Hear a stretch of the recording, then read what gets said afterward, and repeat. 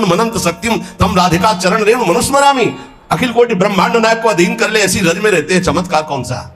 महारानी के गोरे चरणार बिंद की ठसक और राधा राधा नाम तुम देखो, तुम्हारे हृदय में कैसा चमत्कार उदय होता है। कौन सा चमत्कार? आजकल लोग ऐसा चाहते हैं, देखो ये 500 की गड्डी, अरे भाई महाराज बस ये नारियल, अरे चले जाओ 100 रुपया के कितने नारियल ले, 1-2 नारियल, 4 नारियल।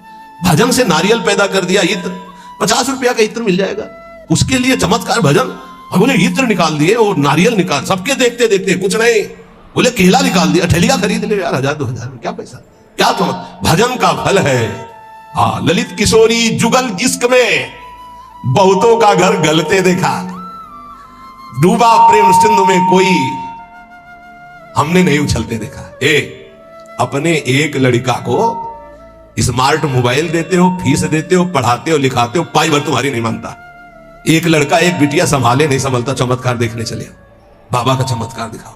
चमत्कार एक इनकी खोपड़ी में बैठ करके राधा नाम सबको चला रहा है, साफ संयम में है, कोई मनोरंजन किसी के पास नहीं, जिनको सेवा है केवल उनके पास मोबाइल, साफ सावधान और रोज अपनी दिनचर्या में रत रहते हुए ये सब इष्टाकार वृत्ति की तरफ चल रहे हैं। हम इनको मन से प्रणाम करते हैं कि हमारी आज्ञा हमारे गुरुजनों की परिपाटी पर चल रहे हैं। चमत्कार किसे कहते हैं? मन का परिवर्तन कर देना, ये राधा नाम का चमत्कार है, ये राधा नाम का प्रभाव है। पता नहीं लोग साधु महात्मा को क्या समझते हैं। जादू देखना तो जादूगर के पास जाओ ना, पानी में ये दिखा देना, रुमाल में कबूतर निकाल देना, ये देखो जाके। साधु का चमत्कार देखना है मन का परिवर्तन, तुम्हारा मन और तन दोनों पवित्र होकर सच्चिदानंद भगवान में लगे। आज इसीलिए तो साधुता बहुत दुर्लभ हो गई है कि साधु महात्माओं को भी लोग नौटंकी मनोरंजन का एक पात्र समझते हैं। ताली बजा दी, बात सुने, कोई नेता का भाषण, ताली बजा दी। मन का परिवर्तन, तन का संयम और सच्चिदानंद में वृत्ति को जोड़ना। अजब रंग अनुभव बरसन लागे, अनुभव, हृदय का अनुभव, हृदय का परिवर्तन। क्या बोले? काम क्रोध मद आस वासना अर्क जवा सही झरने लागे, अजब रंग अनुभव बरसे लागे। जब वर्षा होती है तो ये अर्क और जवास ये अपने आप सूख जाते हैं, नष्ट हो जाते हैं वर्षा में, और सब जगते हैं, ये नष्ट हो जाते हैं। बोले जब राधा राधा राधा राधा और इसका जब रंग बरसने लगता है हृदय में, तो काम क्रोध मद आस वासना ये अपने आप नष्ट हो जाते हैं। जैसे वर्षा होते ही अर्क और जवास नामक पौधे ये अपने आप नष्ट हो जाते हैं, और दूसरे सैकड़ों पौधे हरे भरे हो जाएंगे, पर ये नष्ट हो जाएंगे। तो ऐसे ही काम क्रोध लोभ मोह मद वासना नष्ट हो जाती है, और नाना प्रकार की भाव तरंगे प्रिया प्रीतम की उठने लगती है। लोभ मोह परद्रोह दोष दुख कलि कुचाल सब तरसे लागे, इंद्री दमन अमन सब भात ही अरुचि होत अब छर से लागे, अजब रंग अनुभव बरसे लागे। कब जानो हमारी साधना रंग ला रही है? जब काम के वेग को, क्रोध के, मोह के, मद के, इन सब के वेगों को सह गए, कोई प्रभाव नहीं, अंदर से शांत। किसी से कहना मत, क्योंकि कहने से सत्ता दृढ़ होती है। अंदर जो विकार आते हैं किसी से मत कहो, कोई भी क्रिया मत करो, शांत उस समय नाम जप करो, देखो अपने आप सब नष्ट हो जाएंगे। और नष्ट आपको नहीं करना, कोई है आपका जो आप पर नजर रख रहा है। कोई आक्रमण आपको परास्त तब तक नहीं कर सकता जब तक आप आज्ञा का उल्लंघन नहीं करेंगे। आप अपने हाथ से कोई क्रिया नहीं करेंगे, आप कोई गंदे दृश्य नहीं देखेंगे, तब तक किसी की ताकत नहीं कि आपको भ्रष्ट कर सके। ध्यान रखना, क्योंकि आप गुरु कृपा कवच में हैं। जब आप आज्ञा उल्लंघन कर देंगे तो फिर लक्ष्मण रेखा पार हो गया, फिर आपको दंड भोगना पड़ेगा। लोभ मोह परद्रोह दोष दुख कलि कुचाल ये सब तरसे लागे, अर्थात वो चाहते कि मैं इसको अपने अधीन करूं, पर हिम्मत नहीं कि छू सके। किसको? जिसकी जिह्वा पे राधा राधा नाम और हृदय में गुरु कृपा का अनुभव शुरू हो गया है। इंद्रिय दमन ये पहचान है साधुता की, नहीं तो फिर नाटक है, पाखंड है, दंभ है। बिन विवेक वैराग्य भक्ति बिन सत्य न एको मानो, भगवत विमुख कपट चतुराई सो पाखंडी जानो, चाहे गृहस्थ हो चाहे विरक्त। अगर इंद्रियां संयम में नहीं है, मनमानी विकार भोगे जा रहे हैं, तो नौटंकी नाटक भले हो सकता है, वो गृहस्थ उपासक है ना, विरक्त उपासक है। इंद्रिय दमन तो अमन सब भाते हैं, सब भात से मन अमना हो गया है तो परम शांति परम चैन है। क्षमाशील संतोष सुराई शांति सहज सुख सरसे लागे। उपासक के अंदर क्षमा बढ़ने लगा, चाहे जितना कोई अनिष्ट करे, कभी द्वेष हो ही नहीं सकता, कभी उसको साप दे ही नहीं सकता, कभी उसका मंगल नहीं कर सकता, जिसके ऊपर राधा नाम की कृपा हो गई है। क्षमा, जाओ तुम्हारा मंगल हो, भगवान तुम्हारा कल्याण करे। संतोष, किसी भी परिस्थिति में शोक नहीं होगा, जैसे प्रभु रख रहे हैं, बड़ी कृपा है। शांति, कोई भी द्वंद्व से अशांत नहीं कह सकता। सहज सुख सरसों लागे, सहज सुख आत्म सुख है, आत्म सुख का रसास्वादन होने लगा। दास बना, ये कैसे हुआ? नाम जपी, पहले दास शब्द है, आश्रय। बहुत जोर की बात हमारे हृदय में बार बार उठती कि ये लोग समझ जाएं कि भगवत प्राप्ति आश्रय से होती है, आश्रय से, दृढ़ आश्रय।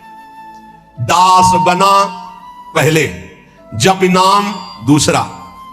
बिगड़ी जन्म अनेक की अवै सुधरे आज होई राम को पहले, फिर नाम जप दूसरा, फिर तज कुसुमाद तीसरा। तो यहां से शुरू किया जाता है सब उपदेश।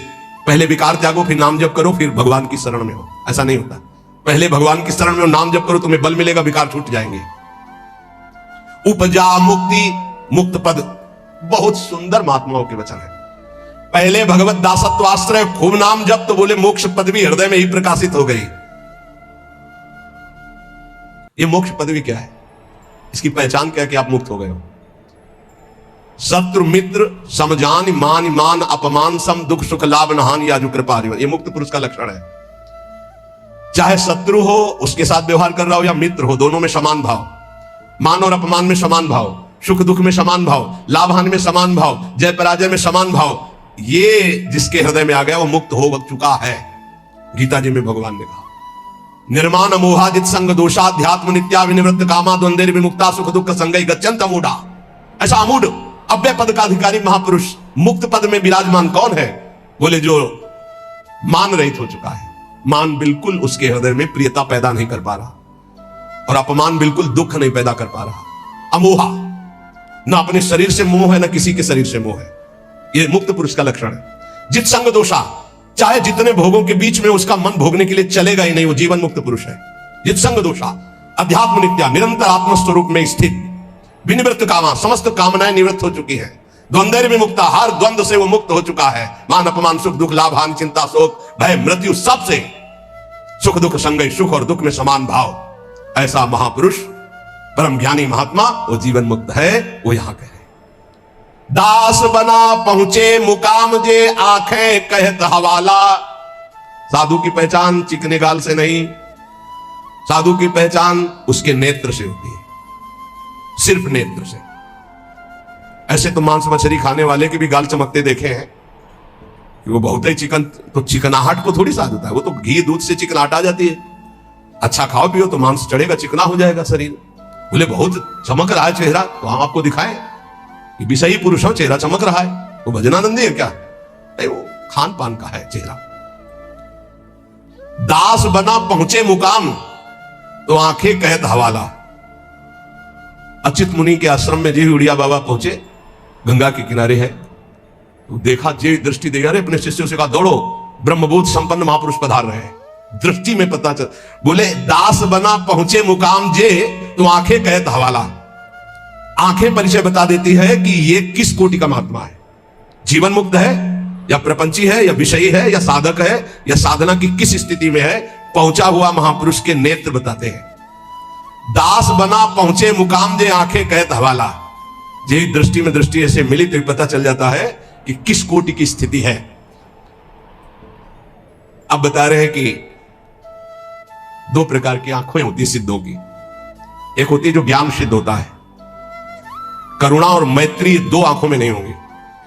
करुणा और मैत्री नहीं हो, क्योंकि वो निर्मम निरहंकार अद्वितीय स्थिति को प्राप्त महापुरुष बिल्कुल शुष्क काष्ठवत हृदय, ना दया, ना करुणा, ना मैत्री, ना द्वैत, जब अपने सिवा है नहीं कोई, तो आप उनकी दृष्टि में देखोगे तो ना हिलन ना डुलन, और नेत्र के आसपास की सारी पुतली साफ एकदम श्वेत, वो ब्रह्माकार वृत्ति के नेत्र होते हैं। रुद्रवत एकदम दृष्टि उनकी, और बिना चंचलता रहे, बार बार ऐसे नहीं, खुले हो, एकदम अलक्ष श्वेत पुत्री, सिंहवत दृष्टि। और दूसरे होते प्रेमियों के, नशा ललाई, जैसे भांग छाने हो या कोई नशा करे हो तो लाल आंख नहीं हो जाते, ऐसे लाल आंख होती है प्रेमियों की, क्योंकि प्रायः वो रुदन करते हैं, तो आंखें सूजी हुई, या आंखों के नीचे लालिमा, थकित, पूतरी, वो एक विचित्र दशा हो, बड़े ही सरस, बड़े ही व्याकुल, बड़े ही थकित नेत्र, पलक न लागत हाला, अपलक दृष्टि उनकी भी रहती है। ज्ञानी की दृष्टि भी ऐसी होती है, प्रेमी की दृष्टि होती है, पर दोनों में अंतर होता है। एक एकदम काष्ठवत शुष्क, मतलब वो शब्द अशुद्ध होगा, उदाहरण नहीं दिया जा सकता, जैसे खुली हुई मुर्दे की आंख, कोई हलन डुलन चलन कुछ नहीं। कई बार उड़िया बाबा को बाहरी लोगों ने समझा कि पधार गए हैं, ऐसी दृष्टि बस कुछ नहीं। और प्रेमी जनों की दृष्टि नशा ललाई, थकित पूतरी, पलक न लागत हाला, मतलब नेत्र ऐसे कि देखो तो आसक्त हो जाओ, बड़े सरस, बड़े प्रेमी, बड़े थकित, और हल्की सी लालिमा नेत्रों में छाई हुई है, सुरंग नेत्र है और घूर्णित नेत्र है। प्रेमी जनों के घूर्णित नेत्र, जैसे नशा ललाई का तात्पर्य यही है, थोड़ी थोड़ी देर में ऐसे आपको लगेगा कोई नशा खाए है क्या है? उनके नेत्र, क्योंकि प्रिया प्रीतम के उस प्रेम रसाशों में उनके नेत्र झूमते हैं। अलसाने से रहित हमेशा हरिजस सुनि द्रग नीरा, थोड़ी सी प्रभु की बात सुने की आंखों से आंसू की धारा बहने लगी, और अलसाने से रहते हैं, न सोना न जागना। अखियां रूप के रंग रंगी, निरखी स्वरूप कुंवरी राधे को, याही माही पगी, ये अखियां रूप के रंग रंगी, न सोई न जगी। प्रियाजू के रूप रस में हर समय अलसाई हुई, एक जैसे कोई नशा किए हो, ऐसे उस नशे में। ढरक चलत कबही भरी आवत पुलकावली शरीरा, गदगद गर चित शांति थका मन, तनहु थका दर्शाई, ज्ञान विराग भक्ति से पूरे जगत न सकत समाई। ऐसे प्रेमी जनों के नेत्र जहां जगत का प्रवेश ही नहीं है, हृदय कंठ गदगद हो जाता है, चित्त शांत है, मन अचंचल है, तन एकदम थकित शिथिल भाव में डूबे हुए। बोले ऐसे जो महापुरुष होते हैं तो दास बना पहुंचे मुकाम जे आंखें करत हवाला, ऐसों के नेत्र बताते हैं कि मुकाम में पहुंचे हुए ये जन है। श्री भगवान जगत गुरु श्री कृष्णचंद्र जी कह रहे हैं जो पहुंचे हुए महापुरुष है वो शरीर को अपने वश में किए होते हैं। यही सबसे बड़ी चूक हो रही है, ये बहुत बड़ी चूक है जो हमारी निंदा का कारण बनती है। हम संतों की या भक्तों की जो निंदा का कारण बनता है वो ये नाशवान दुष्ट नीच शरीर है। इसको जब तक मैं माना जाएगा ये नीच आचरण कराता ही रहेगा, गुरुजनों की, आचार्यों की, भगवान की निंदा करवाता रहेगा। एक शरीर से गलती होने पर समस्त साधुओं की तरफ लोगों की दृष्टि अश्रद्धा से हो जाती है। इसीलिए हमें लगता है कि अगर साधु बने तो मर के बने, उन्हें घर गृहस्थी में ब्याह करके अच्छा है, जीवन धर्म पूर्वक व्यतीत करे, अधर्म आचरण न करे। बहुत बड़ी त्रुटि समझो, एक गलती से लाखों लोगों की श्रद्धा संतों के प्रति नष्ट हो जाती है। भगवान कह रहे सिद्ध पुरुष के लिए कैसा होता है, निराशीरियत चित्तात्मा त्यक्त सर्व परिग्रह, शारीरम केवलम कर्म कुर्वन्नाप्नोति किल्बिषम। यत चित्तात्मा, जिसने अपने शरीर को अधीन कर लिया। ये प्रार्थना है सब साधकों से, कोई ऐसी चेष्टा मत करना जिससे भेष को गाली मिले। हमारा गति हो या दुर्गति हो तो ठाकुर जी जाने। कभी ऐसी जगह न खड़े होना, कभी ऐसी चेष्टा मत करना, कभी ऐसा संग मत करना। ये ध्यान रखो कि तुम्हारे से एक बहुत बड़ी धारा जुड़ी हुई है, तुम्हारे गुरु, गुरु के गुरु, गुरु के गुरु, आचार्य, इष्ट, पूरा। एक आपकी गलती पूरे को गालियां दिलवा सकती, पूरे विश्व के संतों के प्रति अश्रद्धा हो सकती। इसलिए सावधान। जिंदगी में हम नीच हैं, पामर हैं, हमारी गति हो दुर्गति हो भगवान जाने, हमसे ऐसा आचरण न बन जाए कि हमारे गुरुजनों को गाली मिले। उन्होंने कोई हमारे साथ धोखा दगा नहीं किया, मंत्र दिया, उपासना दिया, वेश दिया, तो आचार्य और गुरु और इष्ट इनको गाली ना पड़े, हर समय सोचना चाहिए। ये शरीर को जब तक जीतोगे नहीं तब तक गलती हो ही जाएगी, चाहे कसम खा लो, चाहे जो कुछ कर लो। इस दुष्ट शरीर को जीतना चाहिए। बात ध्यान से समझना, ये बहुत दुष्ट है। जीवन हो जा रहा खवाए खवाए खवाए खवाए, अब खाया नहीं आज तक। जीवन हो गया दिखा दिखा करके दुनिया को, आंखें नहीं भरी, कान नहीं भरे। ये वही दुष्टता, अपनी चाल, ये देखना, ये सुनना, ये भोगना। यह चित्तात्मा, सांसारिक आशाएं और इच्छाएं जब तक है शरीर को बस में नहीं कर सकते। साधुओं के वैराग्य मार्ग में या भगवत भक्त होकर के चेहरा बनाने की जरूरत नहीं है, स्वरूप बनाने की जरूरत। स्वरूप को प्रकाशित करो, पूरा विश्व नमन करेगा। चेहरा तो नौटंकी नाटक वाले बनाते हैं, जब थोड़ी देर के लिए साधु बनते हैं, वो बनाते हैं जिससे पूरा साधुता का हम रोल कर सके। हम रोल नहीं करते, हम उस मार्ग में चलने वाले पथिक हैं। साधुता का रोल 2 घंटा कोई कर सकता है, लेकिन जीवन भर साधु बन के रहना वो बहुत कठिन बात है। इसलिए ये नहीं, हम भगवत मार्ग के पथिक, हमारा कोई भी बाहरी शारीरिक नाटक ऐसा नहीं होना चाहिए जो धर्म विरुद्ध हो, बिल्कुल समझ के चलना चाहिए। आज आचार्यों गुरुजनों के चरणों में बैठ करके साधुता का भाव नहीं, लाल कपड़ा हम या पीले कपड़ा हम पहने, इसके बाद यहां से बढ़िया माकुआ तेल लगा के ऐसे, ये कौन से शास्त्र में लिखा है? तुम्हारी कौन सी परिपाटी, कौन सा भेष ऐसा है? बिल्कुल नहीं। आज कोई टोकने वाला नहीं, इसीलिए बहुत से बिना गुरु प्रदत्त वेश धारण किए और वो मनमानी आचरण करते हो, कहा जाता साधु। पहले पैजामा कुर्ता कहा जाता साधु, साधु पैंट शर्ट पहने कहा जाता साधु, बड़ा बड़ा टाइटल लिखा जाता है। अब उनके जो आचरण होते तो बोले अमुक संत भ्रष्ट हो गया। संत परिपाटी देखो, संतों की मर्यादा देखो, संतों के चरणों में बैठकर जो साधुता सीखी जाती है, कब हुआ? यथ चित्तात्मा भगवान कह रहे, यथ चित्तात्मा। बहुत अच्छे से समझ लो, संसार में जब तक शरीर के भोगने की कोई भी आशा रहेगी तो साधुता नहीं टिक पाएगी। बहुत इसे धैर्य पूर्वक, सांसारिक इच्छा, सांसारिक भोगों की चाह, इससे तुम्हारा शरीर अपवित्र हो जाएगा। तुम्हारे द्वारा ऐसे आचरण होंगे जिससे तुम्हारी साधुता नष्ट हो जाएगी।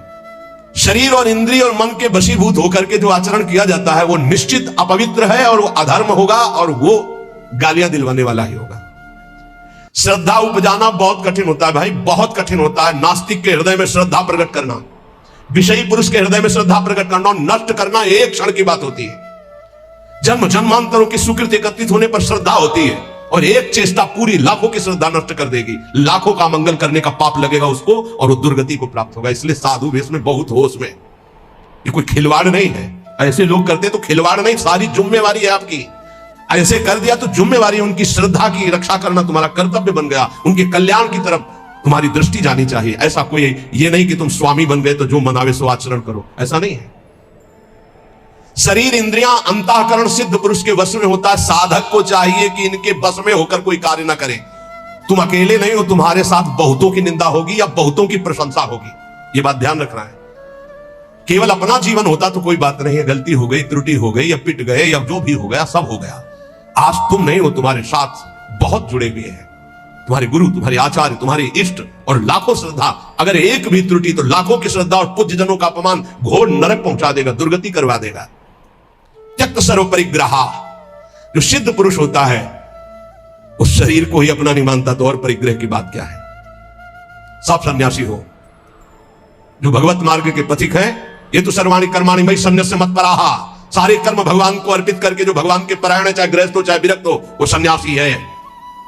जो मन का निसंकल्प और वाणी का मौन दंड और शरीर का निष्कर्म संयम पूर्वक, अगर ये दंड नहीं तो किस बात का सन्यासी? भगवान ने एकादश स्कंद में कहा है, वाणी का मौन, मन का निसंकल्प और शरीर का निष्क्रिय, ये सन्यास धर्म का स्वरूप है। तो निष्क्रिय 2 प्रकार से होता है, एक जो कर्म का त्यागी होता है, एक होता है कर्म समर्पण करने वाला।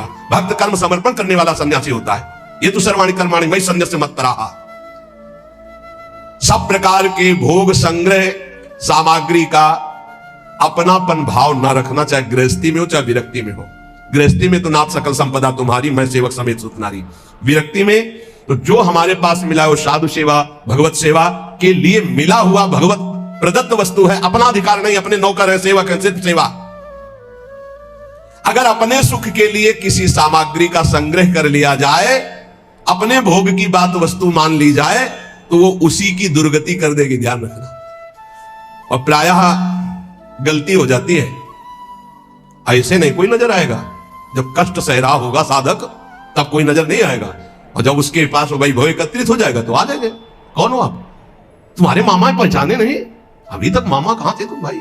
अभी तक कहां? बचना, हम जो प्रार्थना करें उसको अंदर से समझना। जहां मकान बना, जहां वैभव एकत्रित हुआ, तो पूर्व जीवन के रिश्ते नाते संबंधी आके और वहां का अधिकार जताते हैं, और वहां के फिर संबंधी अपना संबंध स्थापित करके उसके अधिकारी बनते हैं, और फिर जिनके लिए आया था फिर उनकी दुर्गति होती है, भी ध्यान रखना। यही की घटना है। भक्तमाली जी अंतर ध्यान हो गए, उनकी बात है। वो बता रहे थे कि साधु के भाई आए, तो साधु को कहीं ना कहीं से अर्थ मिलता ही रहता है, साधु सेवा, भगवत सेवा। तो उन्होंने कहा अमुक कार्य है, 1 लाख रुपया दे दो। एक घटना है, कोई कथा नहीं, तो 1 लाख दे दिए। और जब वो आते तो कहते हैं भाई दे यार 1 लाख रुपया, साधु सेवा वाला ले गए थे। अरे भाई दे देंगे, बड़ी समस्या गृहस्थी में रहती है। आप तो बाबा जी हो, आपको क्या पता गृहस्थी में। अब भाई है तो कह नहीं सकते हो, इतने में उनका शरीर पूरा हो गया संत भगवान का। जानते हो क्या बने थे? श्वान, कुत्ता, आश्रम के बाहर बैठे पिल्ले के रूप में।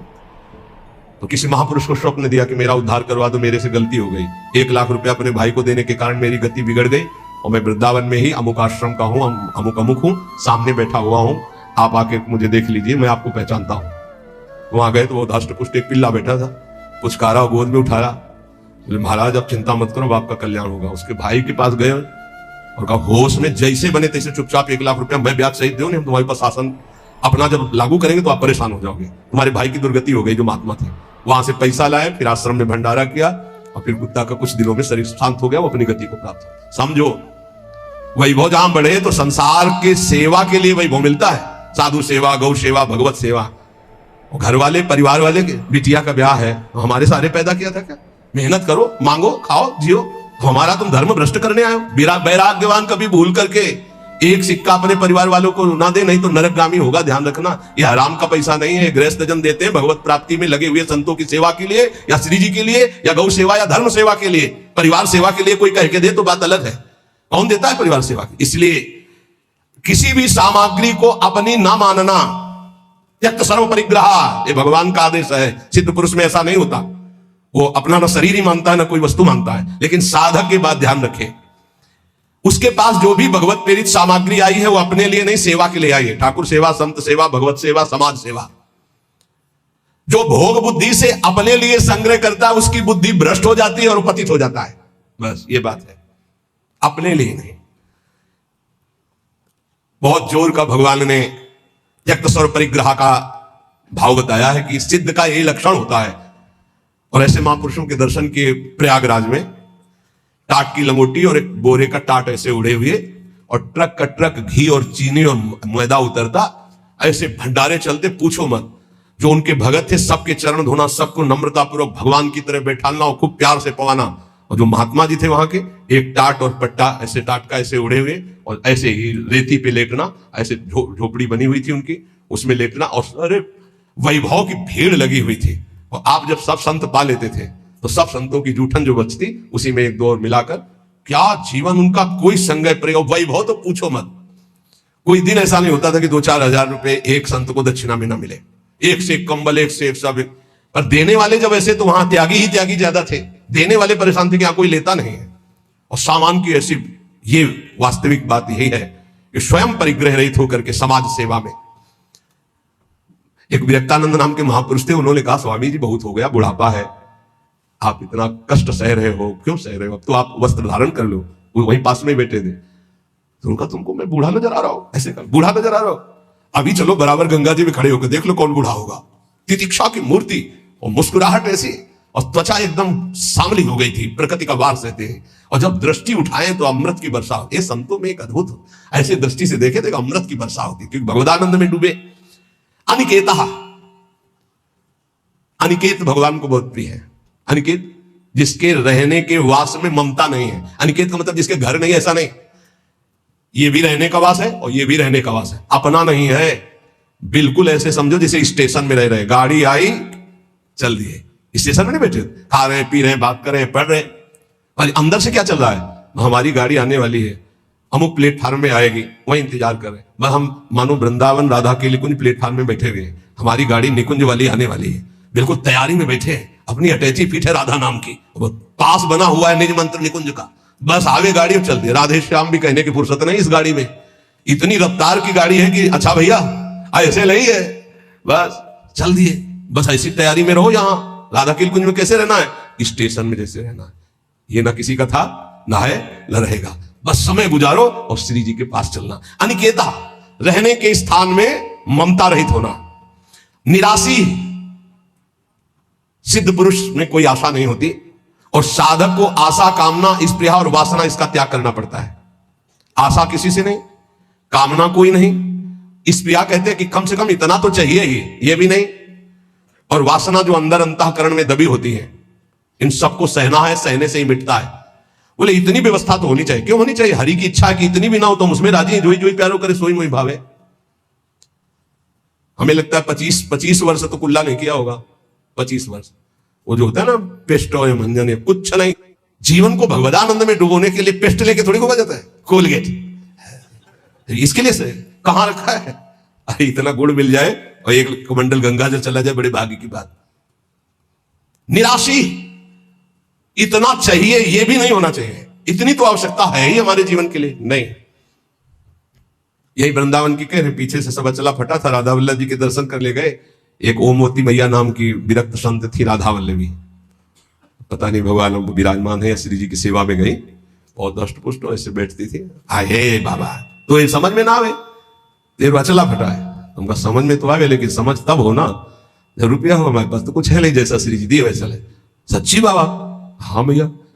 तत्काल गए मार्केट लाई, दो वो देर लगती वही बदल के बाद कि जिसको फिकर है वो करो।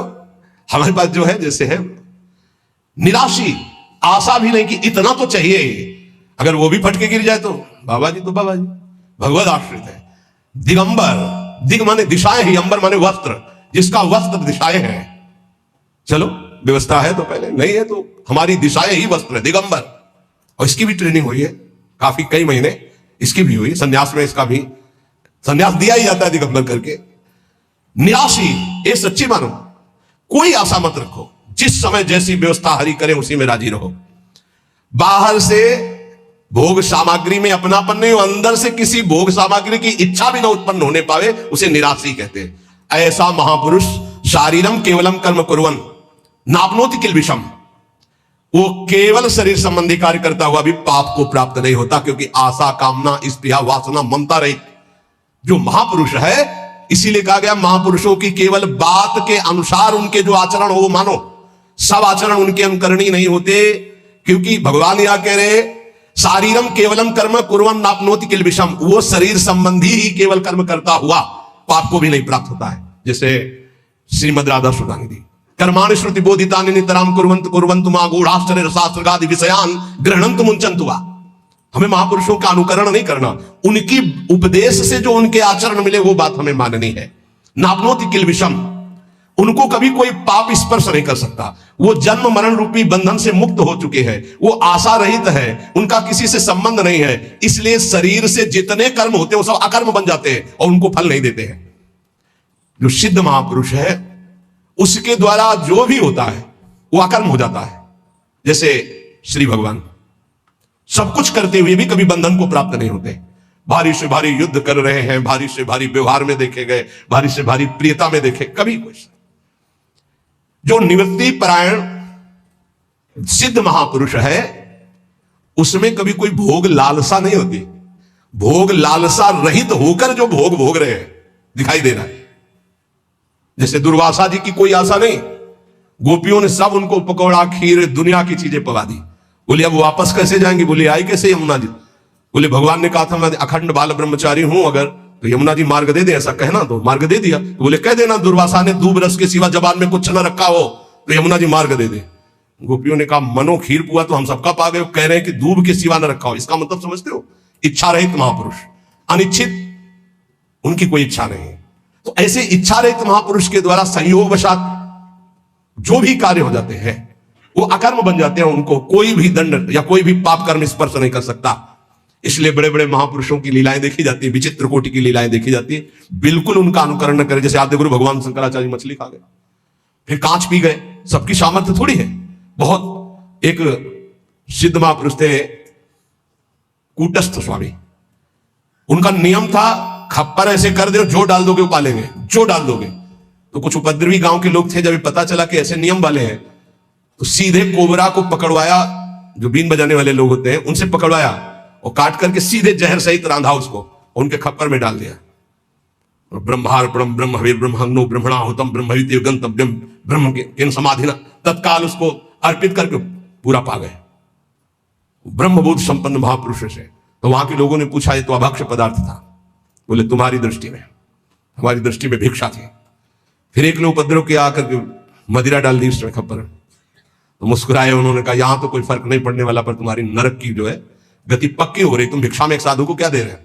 तो तत्काल खप्पर से लेकर के ढिका दे। सिद्ध महापुरुषों की। अब फिर उन्हीं की बात, एक दिन वो पेड़ के नीचे बैठे थे, किसी गांव में चोरी करने जा रहे थे चोर, उनसे पूछा कौन हो तुम? कुछ नहीं बोले। कौन हो तुम? कुछ नहीं। खूब लात और डंडों से मारा।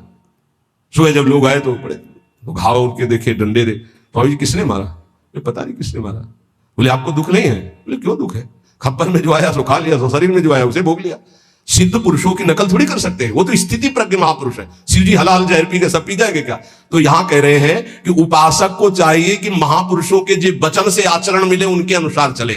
निवृत्ति परायण साधक सदैव महापुरुषों के वचनों का अनुगमन करे, उनके विरुद्ध आचरण, निरर्थक आचरण, प्रमादयुक्त आचरण कभी न करे, तो वो भी सिद्धावस्था को प्राप्त हो जाएगा।